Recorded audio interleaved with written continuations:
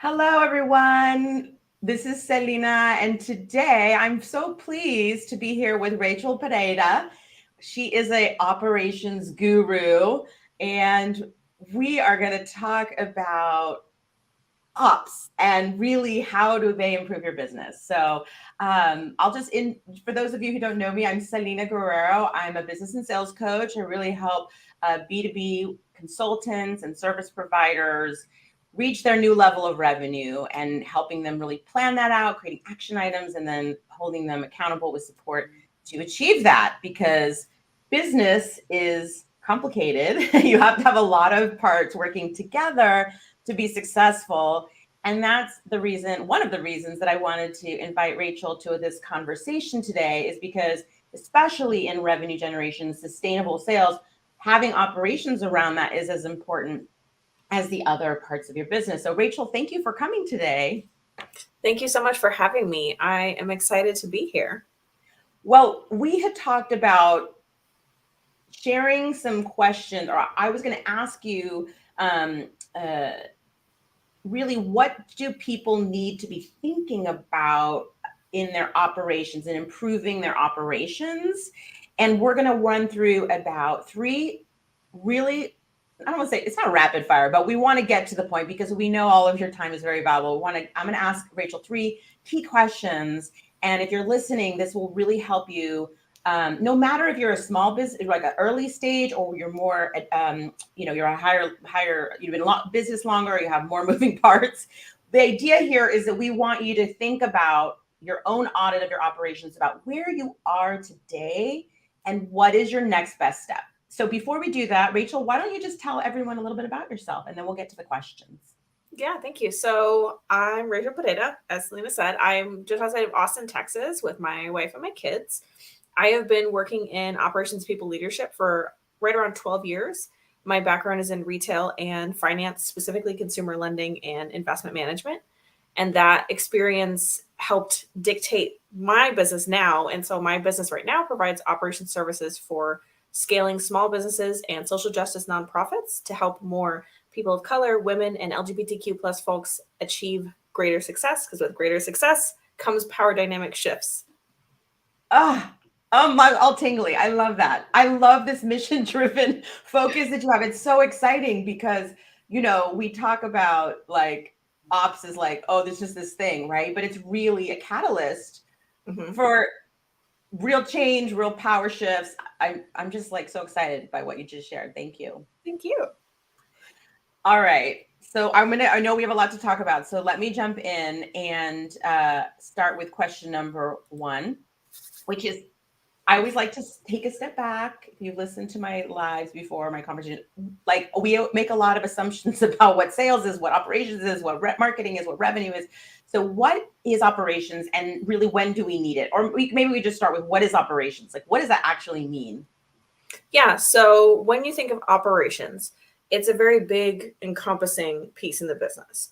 So you have operations and you have marketing, and then there's a bunch of categories that fall underneath them. In the small business space, particularly when you're looking at consultants, chunks of operations are broken out separately, but operations as a whole encompasses your finances, it encompasses your business administration, and it encompasses your human resources. And so all of those, like your CFOs, your director of HR, all of those people are technically in your operations umbrella. So in the small business sense, operations looks like how you're running your business in the day to day. So it's the way you're doing business and the tools and people that are helping you to do that business. That's the simplest way I can explain it. Yeah, and it's like an infrastructure. It's like kind of like the plumbing in my house. Yeah. Would you agree with that, or is that not fair? It's funny that you mentioned that, because so my core framework is process, tech, and people. And I always explain it to people as your processes are the foundation, the bones of your house. Okay. Your tech is the drywall and the flooring and the doors, and your people are all the decorations and the paint that make it fun to live there. So like that's the house that operations built. I love it. And I just want to say, let me interject quickly by saying I had posted something on LinkedIn and I was like, there's no such thing as a successful solopreneur. It was a little bit of a clickbait, but this idea is, right, like when you are a solopreneur, you're doing everything, right? You're basically end up with a lot of times roller coaster revenue, right? Because you're getting the revenue and then you don't have time to market, and then you have revenue, then you don't have revenue, and your burnout is a real big problem with those solopreneur, that one person business. Now, I'm not here to say that's not possible to have a sustainable business in that way, but I think that your comment in there was like, look, if you're just a solopreneur, you're not a business yet. And then if you really want to have sustainable business, where you have to essentially have what our next question is, which is tech, teams, and processes. So why don't you, the question is, how do I know if the problem is my tech, my team, or my process? But what's the problem? Why don't you address the problem first? What is the problem?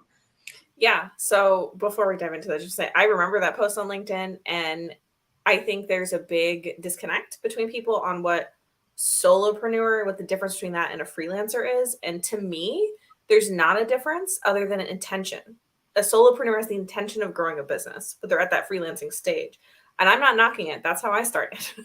And so like we all have to start somewhere. And so to me, that's the difference. It's like a freelancer is someone who has no intention of scaling a business and hiring a team and developing, this big scale. They just want to work and do it on their own terms.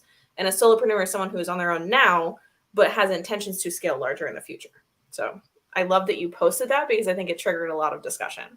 Yeah. I mean, okay, or maybe we'll have you back and we can talk about that. Like, yeah, okay, let's move on. Yes, completely. And I think for me, just to say, like, I work with people who are like, have maybe a couple of small, like part-time people, or they're trying to just get to that next thing. And that is, operations has to be part of it. Tech team and processes has to be part of the fold if you, really want to get to that more sustainable piece. Or, yeah, okay. Anyway. Yeah. So, don't want to derail us. So what is the problem? So the problem is it's going to be in a few key areas. You are overworked, you are underpaid, or you are just like, are you having those nights where you're waking up at 3 a.m. because you're like, did that email get sent? Or you're dreaming about the work you're doing with a client. Or you are doing everything in your business or everything manually. All of these problems are indicative that there is a problem with your tech, your team, or your processes.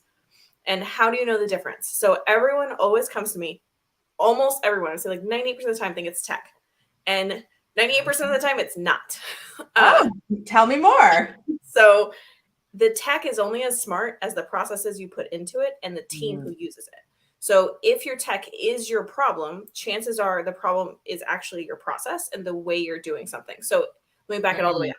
If you built your tech thinking of chasing shiny object syndrome or on the advice of someone who was only on the outside of your business, we've all done that. Like, I mean, I've been there myself, so I'm not knocking it, but that will set you up to struggle. You'll have to redo it all later, because this is why when we work with clients, we require them to either have documented processes or to work with us on documenting them before we touch your tech, because your tech is a direct correlation of how you want to run your business. So when I say processes, I mean the way your business runs. It doesn't have to be this fancy corporate SOP with like little screenshots and all these detailed steps. It's like 20 pages long. And it just has to be a way things are done that is documented in some format, whether that's a Loom video or a checklist or a fancy SOP, just somewhere documented so that it's standardized. If every time you onboard a client, it's slightly different, you don't have a process. So just throwing that out.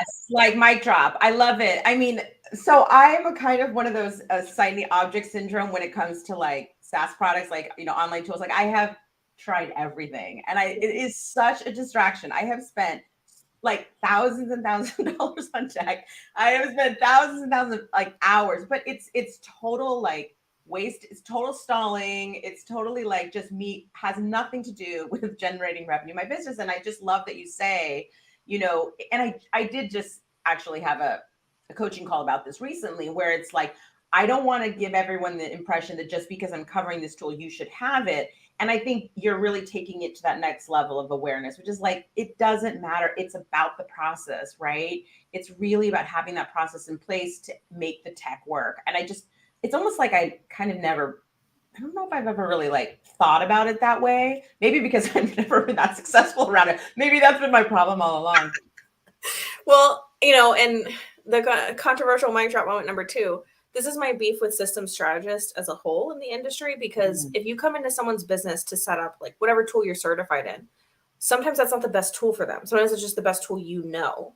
And it's okay to be like, this, I don't know, or this is, so my approach to this has changed. Like when I first started, I learned Dubsado. Dubsado is everybody's favorite CRM in the online space. And I was setting up Dubsado for anyone who said they needed it, because I was like, this is what you say you need. I trust that you know what you need in your own business. Well, that's kind of wrong, because Dubsado is not great for everybody. Like it's not, there's a lot of service providers that it is not a good fit for, no matter, because I think if you have to duct tape so many things together to make it work for you, you should probably just find another tool. Not to knock Dubsado specifically. That's just, I feel like, the one everybody always thinks of. And so when you're looking at your tech and it's the problem, if you already have well-documented processes, like things are standardized, the way you're running your business is pretty standardized. Is your team trained on it? If the answer to those things is yes, then your tech tool could be the problem. Maybe you outgrew it. Maybe it needs more automations. Maybe you need to bring in a third-party automations tool. That's when you start doing research for system strategists, because a true system strategist is going to work with you on which system is best for your business, not just which one pays them affiliate money or they know the best. Very interesting. Okay, so which comes first? It's like chicken and egg. Does the tech, the team, or the processes come first? I mean, so in an ideal world, you get your processes established. You have your proof of concept. You've sold several times. You know it's working. You know who it's working for, and you've delivered it a couple times successfully. Then you can document that process. But like in the reality of it, processes and tech kind of come simultaneously, because you're going to need these tech tools to run your business. Yeah. And so I usually tell people that when you get to a place where you're generating enough revenue that there's money left over at the end of the month, and you're starting to feel that like, I'm working 7 days a week feeling, now it's time to get really serious about looking at your processes and making sure they're standardized. Because if you're working 7 days a week, something's wrong there with the processes or with your people if you have them. And so there's not like a one size fits all solution, but it was a good question, because I think there is no, like, the only time I've worked with clients where we get to do it in the perfect world is they've already built successful businesses before and they're building a new business. So they already have the funds to come in and be like, I already know that this concept sells. I need you to just build the infrastructure so I can sell it. Then we start process tech people. But in the real world, a majority of the time, you're already established to some degree, and we're coming in and taking you back to document. Because a lot of people, so there's a difference between what's happening now and what you want to happen. And if there's a difference, then we need to bridge that gap and document it, so then we can build your tech and train your team on that vision state being what's happening every time. I love it. Oh my gosh. Okay. So you just speak so clearly about this, and it's so complicated, right? Like I've been around long enough to know that it is like which comes first, and you're trying to hire so let me just ask you this question, and then we'll move on. But the processes and the tech, right? They kind of have to go hand in hand, right? Like essentially, because you're using a tool to achieve something. Do you think, okay, for smaller businesses, well, this is so complicated, but let's just say generally, if you're trying to hire your first like VA, or you're trying to hire your first somebody, whatever that looks like, and maybe you can speak to that, but do you think that how much do you think the owner needs to do it first? That is a great question. I'm glad you asked that so I can answer this, because I think there's some controversial answers in there. So your first hire doesn't always need to be a VA, but that's probably a separate live. Okay.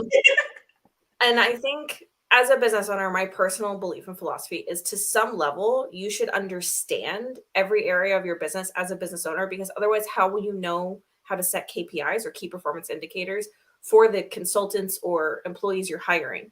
You need to have a general enough understanding of what's going on in your own business so that you can understand when you're hiring the right people. Because there's a lot of people who say they're great at something and look great online and aren't. So, just pay attention to that piece. But I will say, when you're growing your business, especially if you're scaling from that solopreneur stage, you're in that place where you're like really busy and you don't really have extra time, and you just need help, whether that's an assistant or a subcontractor or whatever that looks like. You probably don't have time to document processes. What I've usually recommended to clients at that stage, like especially when we're helping them hire, is whatever you're hiring this person to do, just while you're doing it, record a Loom video and just talk out loud. So it's not documented. It's not fancy. It's probably not even cute. That's fine. Turn your camera off, whatever you need to do. Be like, okay, this is me sending a contract to client A. Yes. In every contract in this paragraph, I take this from the proposal, and then this is how I write the email. So then they can come in and write that down. They can make those email templates. They can document that into an SOP. Like, you can get that support, because sometimes processes don't get developed because you just don't have time. And it's not sexy. Like, it's not sales. It's not sexy. Like, it's not Instagram content. Like, it's boring. And so, as you hire that help, just try to do that, because otherwise what's going to happen is you're going to hire your first person and they're going to feel like they've added more work to your plate, because now you have to show them what to do, because you can't expect someone to know how you want to run your business psychically. Like, they need some kind of help, even as a consultant and expert themselves. They need to understand what you're doing. So if you do that pre-work, just work you're already doing, just record yourself doing it. It will help you so much when you're hiring that first person. I think that's amazing advice, because I do feel like the issue of time is definitely problematic. And I think it's also like this question of like, you're working so much on sort of like the overhead piece rather than, it just takes time, right? And I think also the process piece, I have a question for you. And then we'll move on to the next question, because I think it's just a perfect segue, but like, what do you do when the tech keeps changing? So, tech. So there's always going to be a shiny. I'm like using this as my personal, like, ops therapy session, but seriously, right? Because you set it all up and you're like, got your Asana, and then all of a sudden it's like, oh, maybe that's too specific, but if you want to address this is a good question. And I can I think it's a real issue. Do you see it's a real issue, or are you feeling like you're getting too much in the weeds sitting there? Like, no, it's an issue. It is an issue, especially for like really big visionaries. So like, for example, when I transitioned from being a solopreneur into an agency in Q3 of last year, I had all these ideas. I was like, we need all this tech. I was guilty of it too. Like, I love when I'm not being the operations of someone else's business. In my own business, I'm very much a visionary. And so the only problem is I'm dangerous, because I also know how to set up all the tech tools. So I wanted to do all of these things, make all these big changes, while also still thinking like I'm starting up an agency and I'm doing all the sales. And my team was like, look, we love you. We support you, whatever you want to do. However, please don't. So I promised. I put myself on a tech hiatus, and I have spent the last year on a tech hiatus for my business. I was like, I'm going to make the best use of what I have to grow my agency, unless there's like a huge glaring emergency. And it taught me a lot. Like, now I know for sure what tools I've outgrown, why I've outgrown them. And I have an understanding of what's missing in my tech stack to go to a system strategist and be like, hey, I'm missing this. What out there will fill that gap for me? Because I think it's very easy to get caught up in that SaaS. Like, I mean, if you have AppSumo and they're like every day, it's like, it's like crack. It is. And so fast crack. Oh my God. It's hard, but at some point you have to ask yourself, what that shiny object syndrome is supplementing or like replacing for you. Like, is that a fear of sales? And should you talk to Selena? Like, is it, worrying about your team and like maybe you need to reevaluate that? Or is it trying to bridge a gap for you and you're just kind of duct taping things together and you need to look at your processes? Like, there's something else that you're avoiding with this. And I mean, if you just like them and you just want to play with them, that's fine. But just know that. Put yourself in the context of pretend like you are the CEO of Google. Do you think the CEO of Google is finding a new app on AppSumo every day instead of running Google? No. So then think like that. Yeah, I love that. And that actually leads us perfectly to this last question, because you're already, you're doing your own stuff, but like, how much time does somebody, and again, this is for wherever you are, right? And you identify a problem that within your tech team and processes that needs to be fixed. Okay. Whether you're like a big company or like a teeny, like one person show, and you're saying, okay, I have a problem. And, how much time, this kind of goes back to that question of like, how much does the CEO actually need to understand play out the tools themselves? Right. And then when should they get outside help? And what would that look like? Yeah. So I just firsthand, when I say hiring help in-house, I generally mean an employee, but in some small business places, it can be a contractor who's just on retainer. So I'd say you need the help in-house if you need the daily help. Like, if you need you need someone to manage your inbox, you need someone to make sure clients are supported. You need someone to make sure invoices go out. Like, not just I'm trying to think of something that's not an assistant level task, but like when you need that regular access and support, you need someone in-house, because it's not what consultants are there for. A consultant isn't getting that deep in your business, right? So yeah. Except that's what happens, is that people they think they're running their own business. That happened to me. I'm like, oh, I'm running my own business. I'm like, no, you're just a full-time consultant. So yes, I mean, that's a real thing. And I think when I know I interrupted you, but I really think that that's an important piece. Like when you think about operations, you basically came to the table and said, look, it's not about the tech, it's about the processes, right? It's about, you have to have, and you have somebody initiating those processes. And I think that, who that person is just a huge important piece, right? And I think making that transition into who is that? Is it going to be an independent consultant? Is it going to be, a one-time project person? Is it going to be hiring in-house? So when you ask the question, when do we recommend bringing in outside versus hiring in-house? What is the answer? I know I interrupted you, and I'm sorry about that. You're fine. So to me, okay, so I'll give you an answer and then I'll give you some real world examples. So you want to bring in-house support when you need that regular support. If you need someone you can lean on regularly, if you have a clear role that's showing up in your business, and it's more than just a one-time thing. Like you're going to need this. Okay. You said that. My apologies. Yes. No, you're good. And you bring in outside help when your inside help is too busy to do the big projects. So, for example, we often get called into businesses right around that $250,000 to $500,000. Like it comes in $250,000 annual mark, and at $500,000 mark, and then right at that 7-figure mark, because your systems and processes, those are key milestones generally. Yes. Where you're feeling that infrastructure start to, like, you're finding the gaps are becoming bigger issues than they were at a lower revenue mark. And so at each up level, you up level. It doesn't mean you're changing like new tech tools every time. Sometimes it just means you're further using the features in the tech tool, or you're bringing in automation tools, or you're bringing in new hires. But those things need to be updated, because processes aren't a one and done thing. And so that's when outside help can be very beneficial. Like one of our clients who we work with, love her. She has the team, but they're busy running the business. So we come in and work on operations projects, like helping get tech cleaned up, or getting processes documented, or making sure the team is trained on something specific. So like we can do that so they can focus on running the business. And at an earlier stage, bringing in outside help is when you don't have the time. So if you know you need a tool for something, that's a good time to bring in an outside consultant, because you don't have the bandwidth to set it up, or the time. Like maybe you could, of course, be super techie, but is it best use of your time to YouTube it and figure it out and then build it, or should you just hire someone? Oh, I love this. I love so much. The clarity that you bring to this conversation is like really amazing. And I think this idea is that you've created maybe some sustainability, but then things start falling apart because you're growing. You bring in an outside team to kind of up level you, right? Fix the problems. Then you get to another level of sustainability. Then things start breaking it down, because as you grow, the needs change. And that's when you bring somebody like you, I assume, right? A consultancy, an agency, to kind of fix things and up level, make some tech decisions, some hiring decisions, and enable the CEO to, not have to spend all the time figuring it out, or the team who's already maxed out, they're not available either, right? So this makes complete sense. And I think that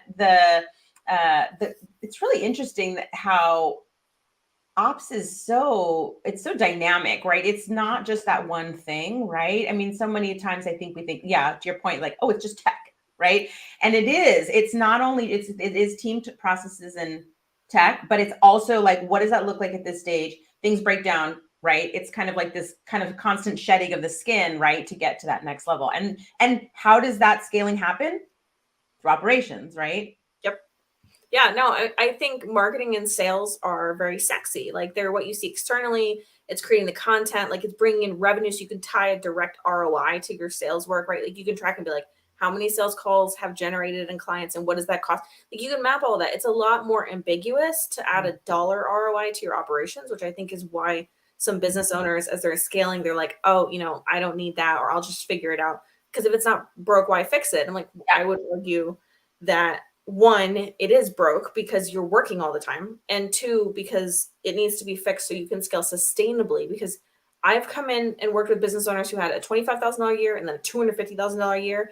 And your business can't sustain that level of growth unless you have good things in place. Going backwards and it took us 8 months to help her fix her operations, because that growth is great, but if you don't bring that support in beforehand or during, then it working backwards actually ends up costing you more in the long run, because then we have to untangle all the knots to fix the pathways.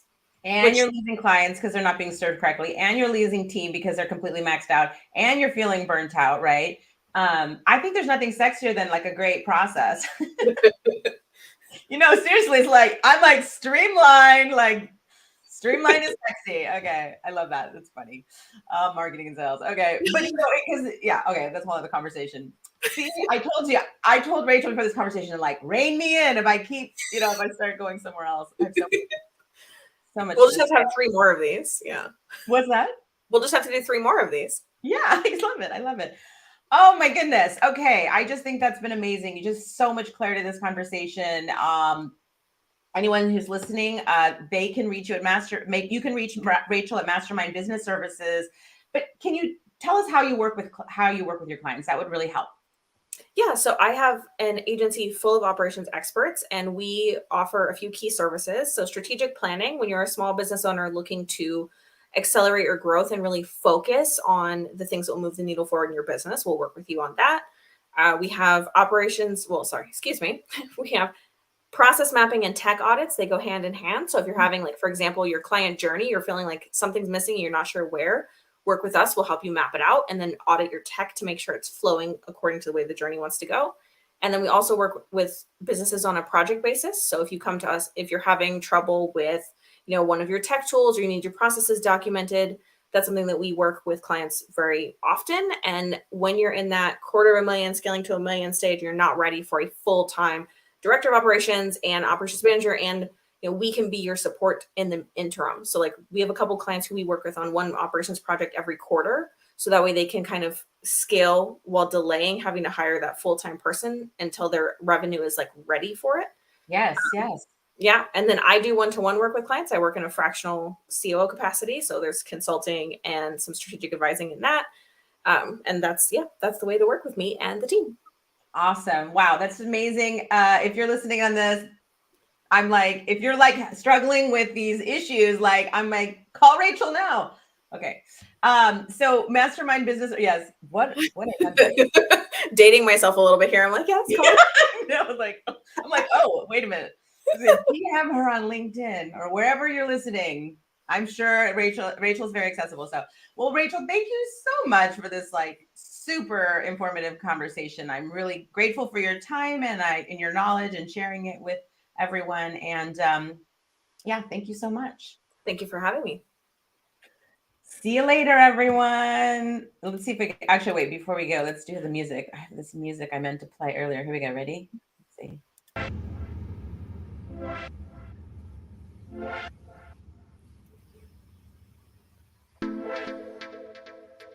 There we go. Bye, everyone.